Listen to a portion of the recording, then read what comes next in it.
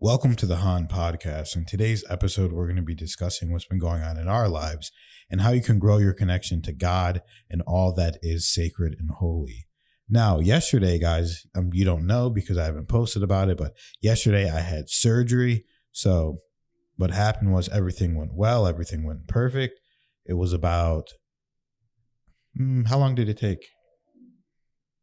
The actual surgery part didn't seem too long, like maybe an hour and a half tops. Mm-hmm. But, you know, if you ever gone to a surgery at the hospital, there's a lot of stages beforehand. What time did we leave? When was that? I don't even know. It might have been like close to 4. I don't think it was that late. No. I wanted to we say arrive like at 10 a.m. Okay, maybe it was that early. I guess it just... Yeah, because I'm looking at my pictures right now. 2 p.m. is whenever I started to wake up. Okay. So that probably was about 2:30. Going on. Yeah, I don't know if they give you some kind of medicine to wake you up or what, but because at first they were telling me, oh, it's a simple thing. They're just going to numb your areas on my stomach. They had to remove the PD catheter from the dialysis that I was doing because I recovered. So, you know, I'm one of the only people on the planet that has ever recovered from chronic stage 5 kidney disease, and I don't believe in disease at all. But anyways, so they were asking me like, why are you getting this removed? Because they thought everything but you recover, because usually people never recover. And they even told me that they're like, usually people don't ever get off. Like once you get on, you usually don't get off. Never. So, but anyways, it was just an interesting experience. And it's like, my voice might sound a little raspy because I had to put the tube down my throat. It was one of those. And he was telling me that they're going to have to do that like right before I went under. I'm like, you could have told me that like after, but hey, it wasn't a problem. It was just an interesting experience, but it was fun. And I ended up seeing this very nice girl from my high school there whenever I was doing like the pre-op. She was one of the nurses that helps with the anesthesia, takes your vitals, all that before. And I walked by because I was like, let me use the bathroom, because I was just standing there without my phone or any of my devices, not sitting in the bed, in the operating bed. And then it was just like boring. I was there for like an hour and a half, just staring at the wall. I went to go use the bathroom. She saw me, and then we ended up talking for like 15, 20 minutes. Just the nicest lady you could ever imagine. I mean, she's just a beautiful girl. She's so nice. She's so happy all the time. And I truly wish her well. And I was like, dude, that's good. I saw you. That's good luck. So I felt good going in there because she has a calming demeanor, which is like perfect for the job that she does as being a nurse. So it's absolutely phenomenal. And I'm very grateful for her being there. And thank you, Kelly. Her name is Kelly as well. So if you're watching this, thank you for that conversation. I wish you well. And I'm glad that you're there for me. And it's kind of funny because, well, I know her too, because even though, Han's in the grade above me and she was in his grade, but I actually knew her because we were both on the flag girl team. But it's funny, I always like had thought that about her, like just a calm, nice girl. Like you can't even ever imagine her like getting mad about something. Almost, yeah, I know. Like she's so nice. Smiling, I was like, oh my gosh. Like, she was always just like a nice, mellow girl. Like that's funny because I always thought that about her. So funny how things go, like a little angel. No, seriously. I mean, that's what I'm saying. And she has like the perfect job because she makes everyone feel so comfortable. Yeah. And I felt calm and comfortable being around her and talking, and it was so nice. And it was just such a cool experience. And she actually knew what Reiki was and talking about her mom practices it. And it was just such a great experience talking to her. And so I did the surgery. Everything went perfectly well. And I was talking to the doctor. I was talking to a bunch of them, and they huddles at the Cleveland Clinic, which was one of the best hospitals in the world. And I think it's number 2 ranked in the United States, and it's globally ranked one of the best you could ever go to. So you feel like you're in a really good spot. You feel like you're in good hands whenever you go there. So that was yesterday. So if you're going to see this podcast today, and that was literally yesterday. So just so you guys know how dedicated I am to the channel and Han Meditations, I went and had surgery yesterday, and I'm back on the podcast today to talk to you guys. And it's just such a fun experience because Kelly and I have really been just in the mindset that you have to get into closer proximity with God. You have to be closer with all that is. And the way that I view God is that God is truly just the highest version of ourself, and we're all connected to God. I believe that all religions are worshiping the same God essentially. I mean, obviously there's some that I don't know what they're doing, but just speaking in general terms, I believe that all there is in the sense is God. And that's the highest and best good, and just pure love and abundance of all sorts of goodness and kindness. So that's the way that I view God. So when you hear me talking about God, that is what I believe. And I believe that we all have the same level of God within us, but others are more connected to God in different ways. But whenever you're truly led by God, miracles happen all around you. And that's what happened to me. A true miracle truly happened. And the same thing with Kelly and everything that's going on in our lives together. We're in the process of moving to a new place. We're in the process of going to different places, because Kelly told me that she said something that she always says things that are just so profound. She was saying that it doesn't even make sense vibrationally to say that we're in the same place physically, because over the past 2 years, we moved so much mentally. So it only makes sense that we physically move to a new place. And it's literally a new place that has never been lived in before. It's a brand new home. And it's just, it's going to be so awesome. We love being in there. I mean, it's like we've been there a few times. It's just like, it's a beautiful experience and we love to be there. So we're excited for that. Oh my gosh, that's just so exciting. And we've really for even maybe the past 10 years or so, like we don't have that big a group we don't have a huge group of friends. We don't have a huge group of people we talk to. We've kind of been hermits, just focus on our business, focus on our craft, getting better in every way. Yeah. And focusing on ourselves too, of course. Cause we just, I don't know.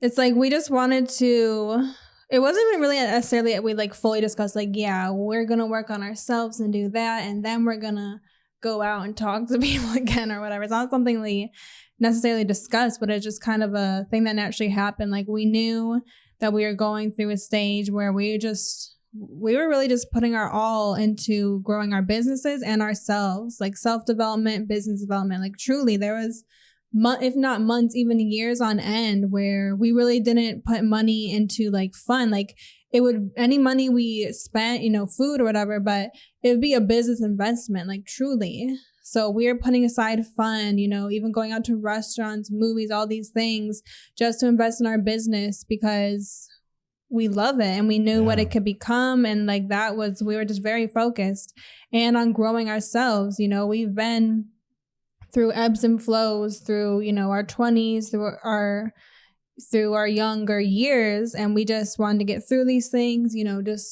just work on ourselves, get ourselves to a place and also get our businesses to a place. And then we would kind of, I guess, just not be so hermity. Yeah, but it's like we're just so focused on doing whatever we need to do to be the best versions of ourselves. And now it's like we're kind of at that point. Yeah. And that's why it's so awesome that how we saw Kelly yesterday. We're seeing this other girl we know reach out to us. And more people just keep reaching out to us. And we're being brought back into like a social circle. We have a few other friends. I mean, we have a friend, her name's Jasmine. She's a cool girl. We have a lot of cool people that we met in the process. We literally met her as a dialysis technician. We met another girl. Her name's Athena. Well, they're women. They're not girls, but... And it's like we've been getting more and more. It's funny because ever since like doing the treatment less, I was thinking about it's like we've just been doing more social things, seeing more people, just more people getting in touch with, talking to, even telling the story to, Oh, for sure. That for a couple years, it wasn't really something we talked about outside of family and very close people. We never talked about it because to me, if I even talked about it, then I would have to acknowledge that it was real in a sense and it was going on. And I would have to acknowledge that my body is real. And I believe that your body is not real and your mind is not real. Your spirit and your soul is real. I believe that everything is just your soul, your infinite energy, and it's all within you. So whether your body, because I believe energy and matter cannot be created or destroyed. It just is what it is. So if something can be destroyed, then it is not real. So we have to stop seeing our body as this real, that we are just our body. We are just our mind. No, we're something greater than that. We're much greater than we actually know. So that's something and a purpose that I truly live by, which is why I never really talked about it. And also I don't want sympathy from anything or anyone because nothing is wrong with me. Throughout the whole process, I truly believe nothing is wrong with me. Everything is perfectly fine. It's not a problem. It's fun. I'm going through something that God wanted me to go through, and there's a purpose behind it. And because of that purpose, I'm able to help other people grow more. I'm able to learn what it's like to be in a physical human body, and I'm able to help other people that are going through similar experiences. So to me, it's just such a beautiful process going through this and just being in the mindset of, hey, guess what?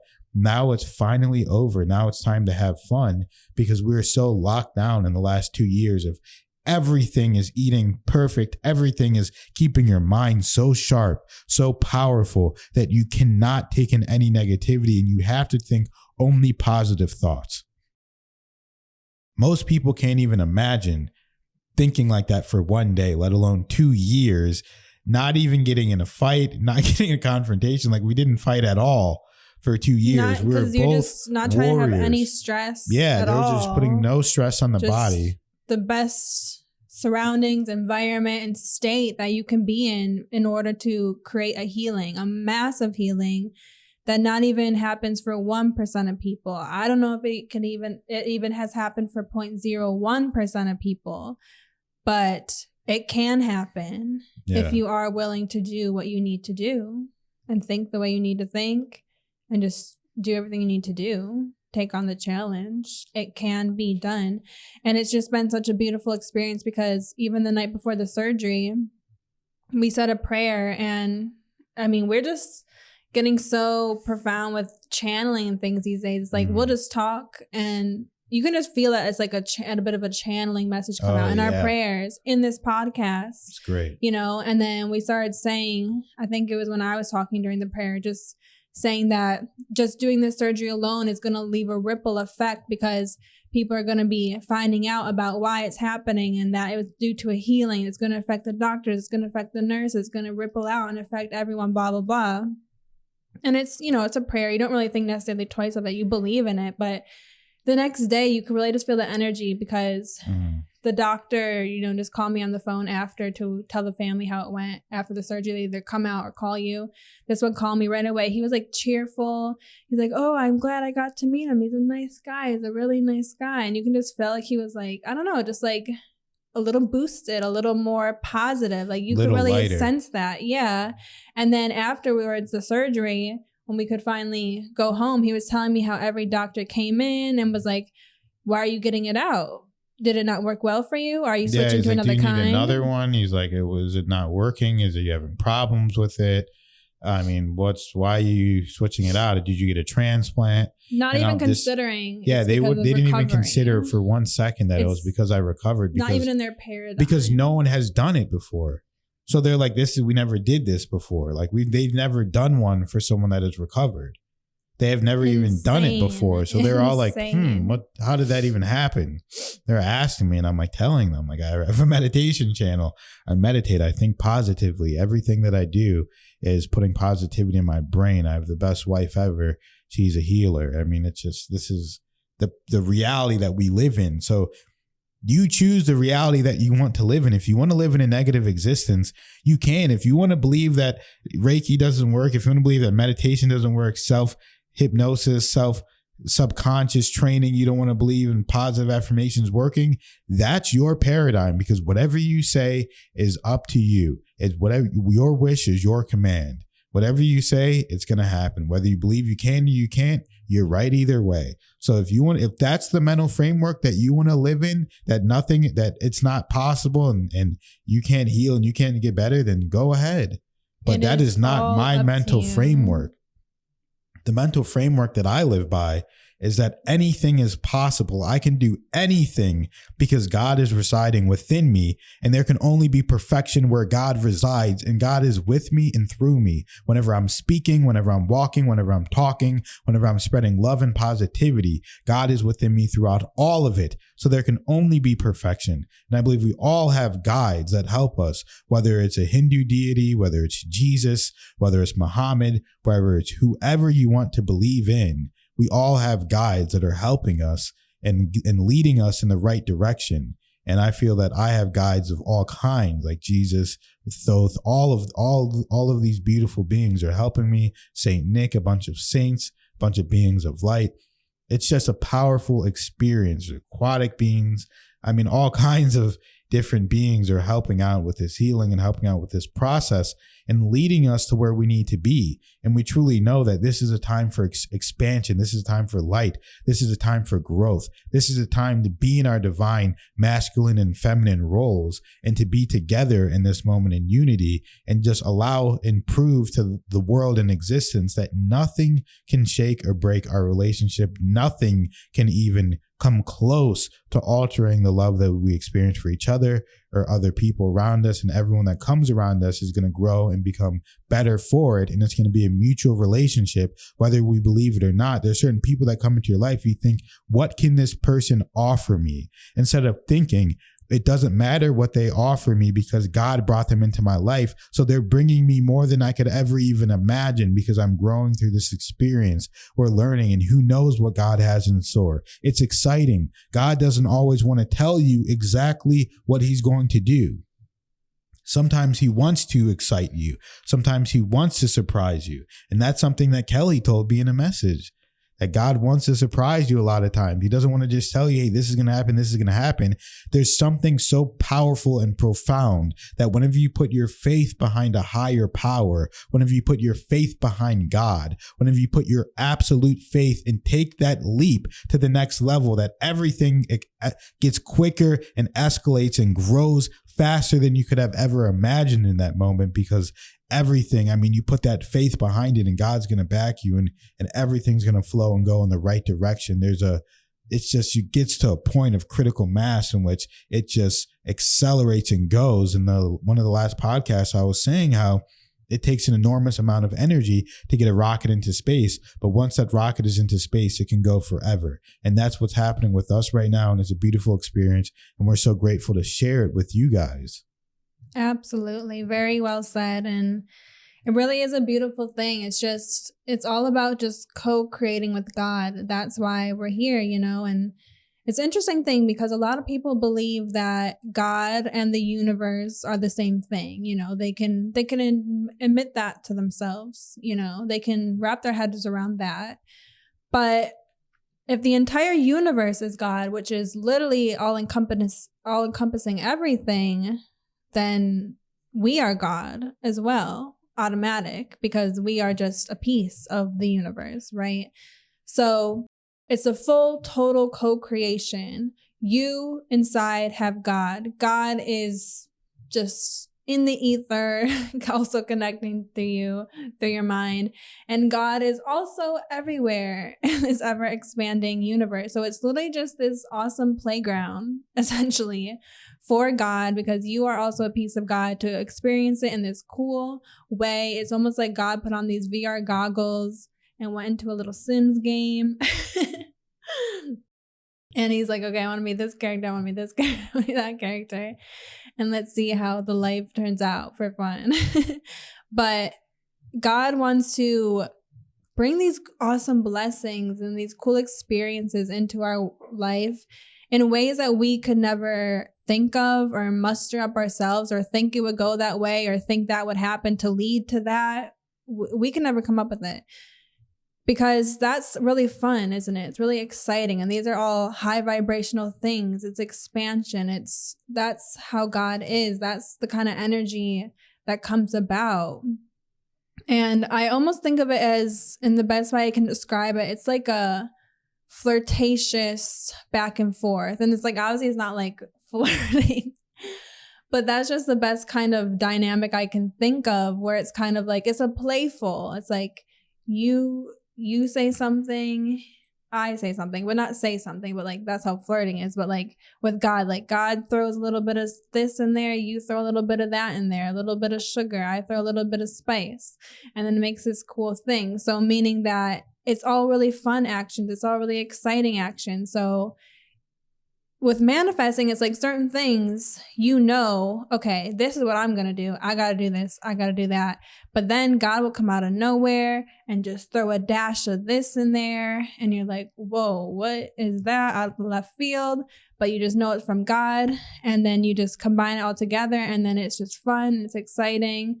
And life is just really a gift. It really is. Like, think about what a gift is. It's a surprise, right? You don't know what's in there. But it's just exciting to get a gift. And that's what this whole experience is. It's an exciting gift. Yeah. And I absolutely love giving gifts. I mean, it's my favorite thing to do. I want to give so many gifts. Like, I just love giving them all the time. It's something within me. I just want to get more gifts, more. And I love seeing the look on people's face, like, oh my gosh, like, you surprised me, da, da, da, da. Like when I got Kelly our engagement ring. I mean, that was like one of the biggest ones of all time. Whenever I was just like, that is so awesome. You know, that's probably one of the most expensive things I've ever bought. And that was just so fun and exciting. I couldn't wait to give it to her. I was like losing sleep. I was like, I put it on her finger. I told her to close her eyes. Like, it was just a crazy thing. Literally had my hand through the door. So I couldn't see him. I wanted to see what it looked like on her finger, all kinds of stuff. So I just love giving gifts all the time. So a lot of times it's like, God is going to give you different gifts and they're going to come in different ways and surprise you. So there's even some times where God tells me, because Kelly gets messages. A lot of times I just have a direct line to God. And God tells me, do this, do that. And everybody can get to that point. But a lot of people, you have to get through your own ego and your own issues and your own problems that are holding you back to get to that point to where it's just you and God. So that's why I was able to have this miraculous healing and all, because I put in the work and I put in the time. And if everybody did that, they could do it as well. And I really want to show people that you can do it. But then again, as I said, sometimes I just get these thoughts in my head and I'm like, oh, like, God, you're crazy. Like, what are you talking about? Like, this is what you want me to do? And he's just like, yeah, you know? and I just really think like people always say God works in mysterious ways. I mean, it really does. A lot of times where it's like, yo, I don't know this is going to even fly. Like, you know, I got to get by. I got to run everything through Kelly anyway. So a lot of times it's like, we'll see how this works out. And then it ends up being a good scenario for both of us where we can both grow and expand. And it ends up being fun. And we ended up like, even the last 2 years, the whole journey, it doesn't sound like a good thing. It's like, oh, well, I guess if this is what God wants me to do, if he wants me to do dialysis, if he wants me to go through this journey to help other people, then this is what I got to do. As soon as they told me you're not going to get better, you're only going to get worse and worse, I was like, no, I won't. I'll be fine. I'll get better. And I have a video of me in the hospital saying that, like, no, I'm going to heal. I'm going to recover from this. And the doctors look in my face. You will not recover. Your kidneys are on 3%. I don't care what you're saying, what you believe in. It's not going to work. And I'm like, yes, it will. And I just kept telling them adamantly. And I remember the doctor just eventually being like, well, I hope it does. Because that's all she could say, because I wouldn't back down. I'm like, you're not going to tell me what I can and can't do. That's ridiculous, because you're not God.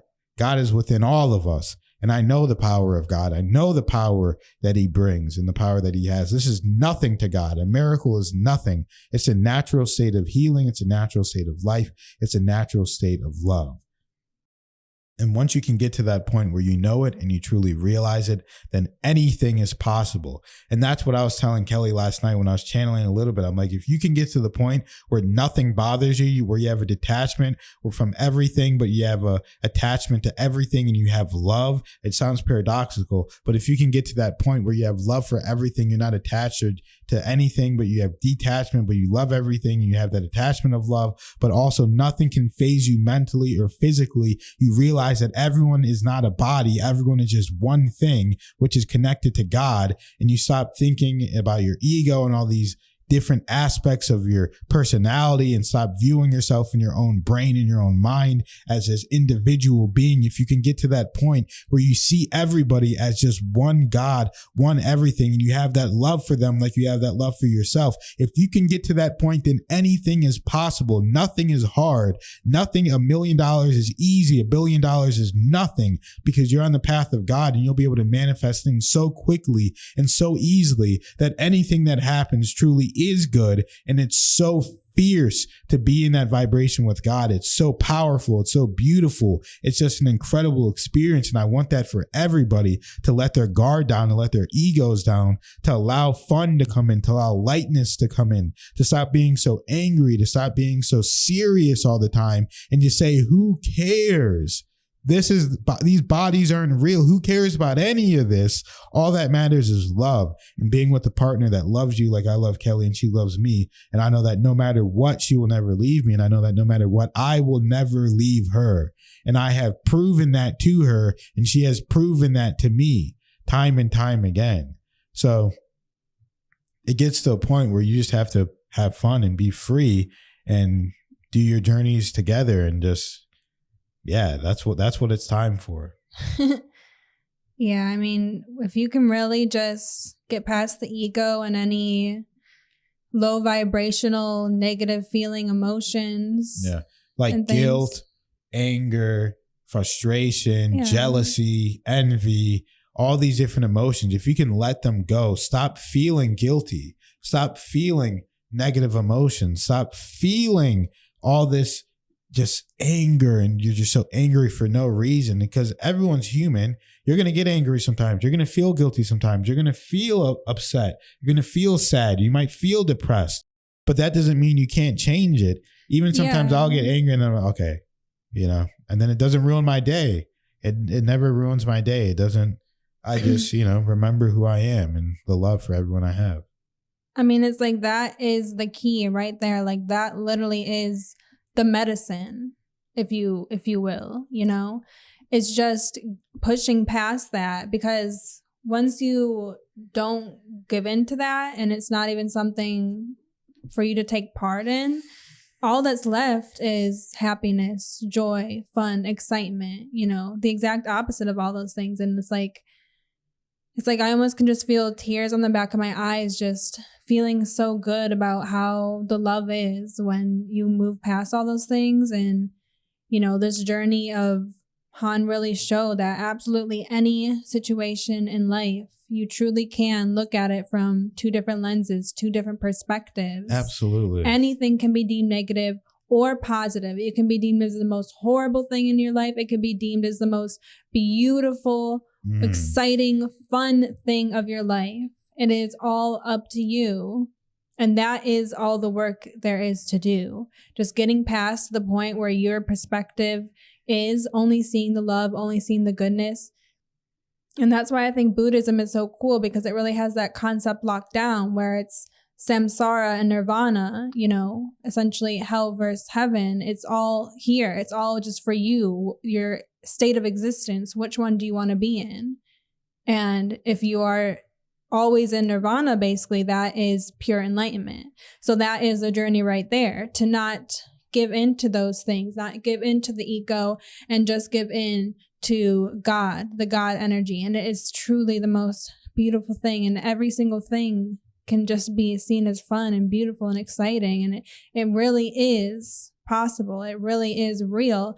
And don't doubt for a second of what you can do. You're already making miracles happen all the time. I mean, your body, you can fall on your knees on concrete and get, your body will automatically start developing scabs and start producing, whatever it needs to do to heal it up, and it'll heal up and go away. You can literally break your arm, a bone, in half and get it in a cast, and the bone will mend back together.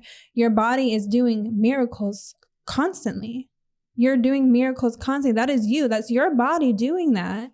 Like, that is absolutely incredible.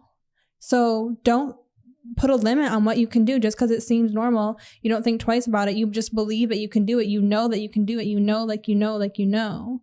And so you need to know, like you know, like you know, that you can do absolutely anything, because that is a body. The body is a function of you. You did that. And it's incredible. and you can do anything.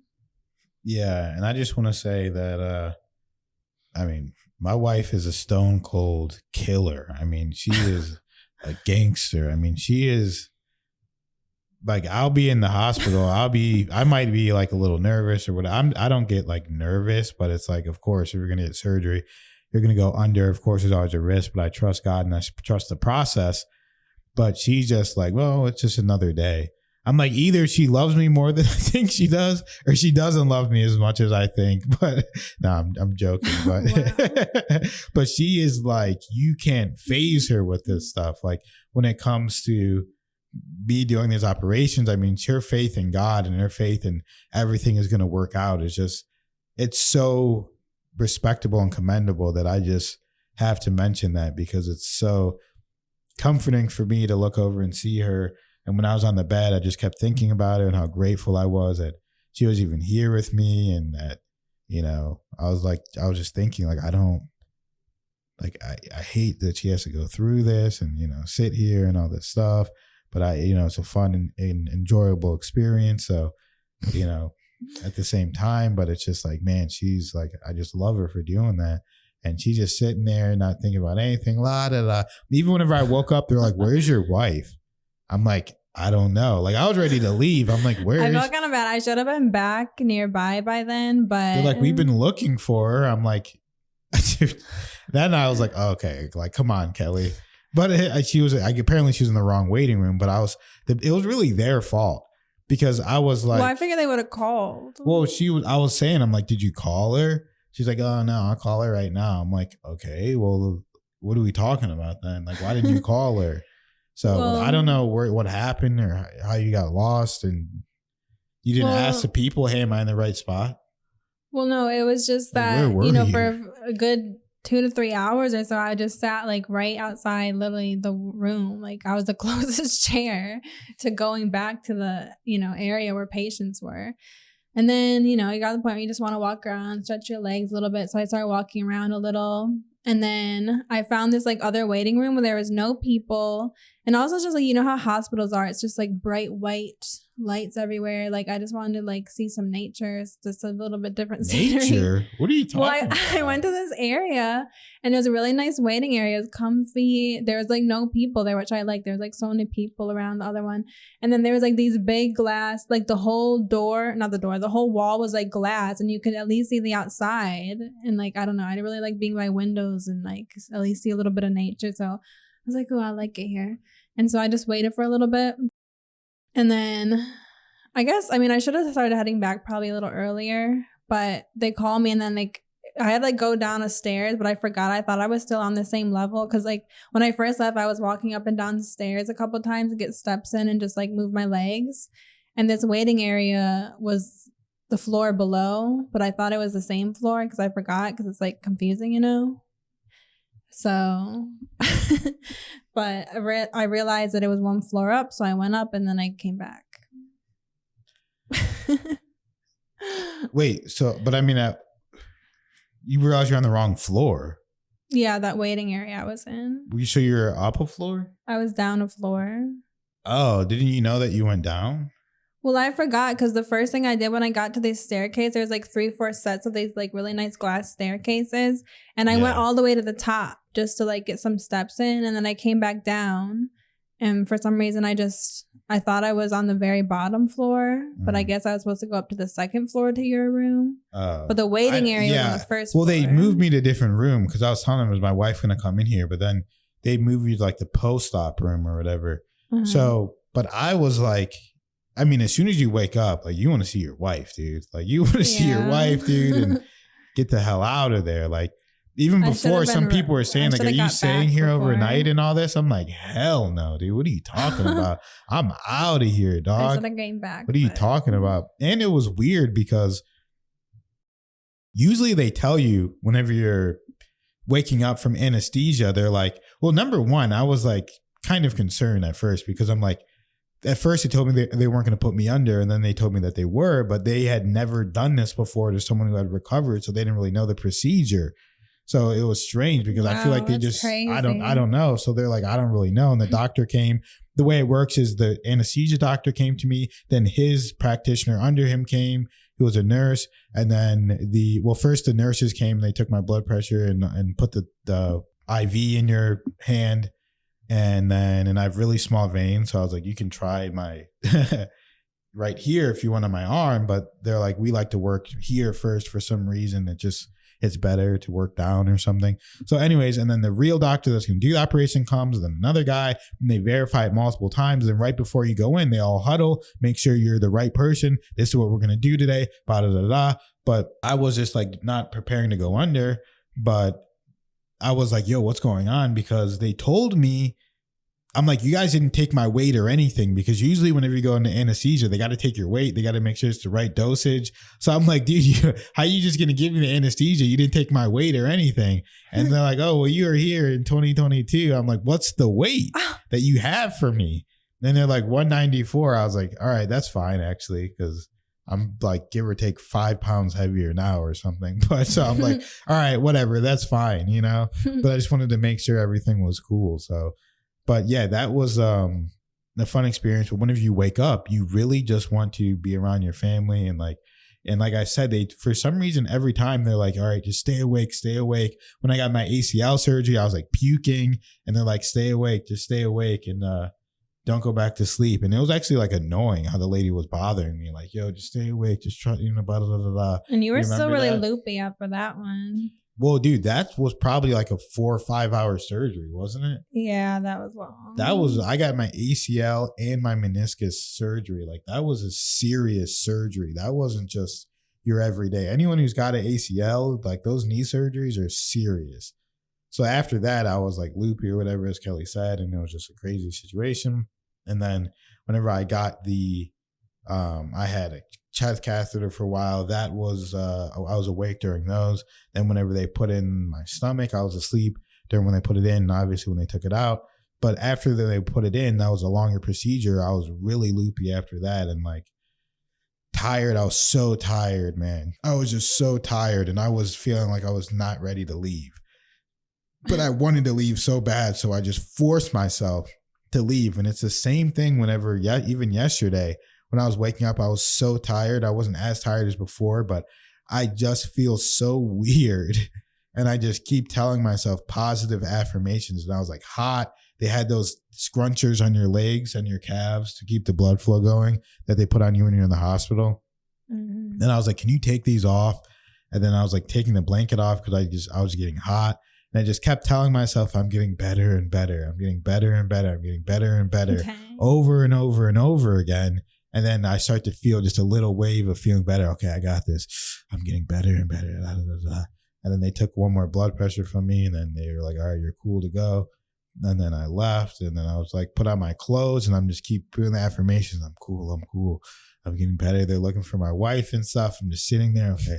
Da, da, da, da. Kelly's off in La La Land with the trees looking out in the sky. I'm just, struggling, dude. Doing some work on I'm just phone. fully struggling. You know what I'm saying? She talked to the doctor. Didn't even think, oh, let me go back to where I was. No, I'm just kidding. Well, he said he just got into recovery. You're going to be there for at least an hour. Oh, he said that? Yeah. So I had to wait there for an hour? Mm-hmm. Dang. So I was probably just like knocked the hell out for a minute. Yeah. Yeah, man. So that was a crazy experience. And I just kind of lost track of time, I guess. Nah, it seemed like you got there pretty quick because, as I said, I was really just like repeating affirmations in my head and trying to get myself together so that basically I would be okay. Struggling through hell. Nah, it wasn't that crazy. I just wanted to leave. He's going to be okay. I just wanted to leave because they give you like fentanyl and all these crazy drugs. So when I woke up, I threw up because I don't have a tolerance to those kind of drugs. So I threw up and I was just like queasy, and they gave me something for the queasiness and the IV. I'm like, what are you giving me? What are you giving me? And it was just crazy. And like the day before was Valentine's Day, whenever I went under, they asked like, what did you do last? They're like, what did you do last night? Oh, my wife kept me up all night. They're like, oh, that's the anesthesia talking or whatever. That's the last thing you remember saying? Yeah, because they put a mask over your face and they're like, take some deep breaths. And I'm like, okay, through my nose or my mouth. And they're like, oh, it doesn't matter. So they just put one of those masks over your face. And well, at first you get rolled into the operation room. Yeah. And then they're like, okay, at first I thought they were just going to do on the thing, but they're like, just scoot over here. So I scoot over on the thing and they lay down, they're all looking around, you know what I mean? And then they're like, you know, talking to you a little bit, and then they put the mask over you. They're like, take some deep breaths. So I'm like, okay, you know, I just start taking deep breaths, bro. Then you're out, dude. That's crazy. You take a few of those deep breaths and you're like, oh, I'm not out yet. You know what I mean? Like, I remember taking like 2.5, maybe 3 breaths, and then you're gone, dude. You're gone. You're sleeping, dude. They do whatever they want to you at that point. That's you are crazy. sleeping, man. From a mask thing? You know, like those oxygen masks are like clear? Yeah, they put one of those over your mouth. It's not even like strapped onto you or anything. It's just coming out. And they're like, all right, just take some deep breaths. You take some of those deep breaths. You're just out, dude. I'm like thinking, like, how is the dosage even getting calculated, dude? I don't even know what's going on, but, you know, I trust it, dude. These are the best doctors in the world. So, yeah, I just wanted to come in. I still feel I feel very sore, honestly. I didn't take any medicine or anything.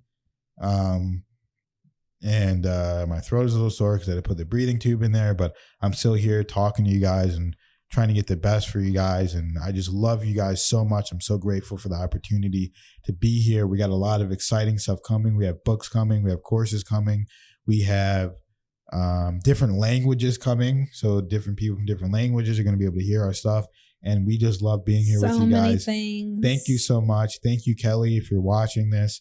And I appreciated talking to you. If you're here right now watching our podcast, God brought you here because you're going to be like, hey, that's that guy that cured himself from kidney. Absolutely. Yeah. Like stage 5. Exactly. From I was Incurable watching his podcast when 100 people were watching. Yeah, exactly. I was watching him at the beginning. Now look at him. You might be seeing me up there with some of these motivational speakers or something. So it's a movie. Margot Robbie's playing his wife. And Michael B. Jordan's playing Han.